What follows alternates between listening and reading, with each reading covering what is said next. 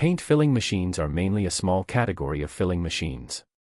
In terms of the degree of automation of production, they are divided into semi-automatic filling machines and fully automatic filling production lines.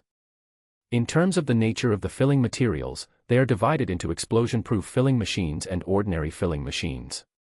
Filling method: ordinary submersible filling and lifting submersible filling. Application industry: paint, ink, paint, asphalt, glue, lubricating oil, petrochemical, fine chemical, and other liquid, fluid, paste products. Main features: 1. The system filling machine adopts weighing filling with high metering accuracy and is not affected by the material. 2. The feeding valve composed of fast addition and slow addition can not only increase the filling speed but also improve the filling accuracy. 3. The metering range is large and the metering error is small. 4. The filling head adopts an anti-drip device, and the material poured out does not produce bubbles, and the effect is good. 5. Automatically control the material feeding, equipped with pneumatic clamping cover and pneumatic pressure plate device.